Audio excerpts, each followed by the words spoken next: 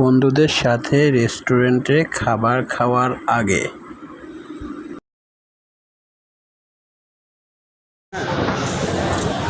এই কি রে ভাই, এটা এটা এটা ভালো হইবে। এই কি খাবি?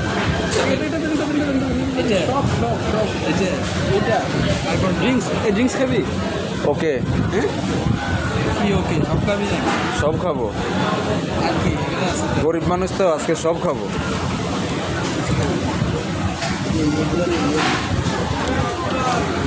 প্লেটারের মধ্যে আছে এখানে।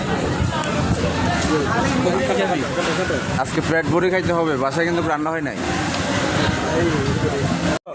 মজা করে আর কি আছে রে, আজকে তো ফ্যাট করে খামো। আমি লেগ পিসটা খাই, আমি লেগ পিসটা খাই, ব্রেস্টটা খাই, আর কি দিবি?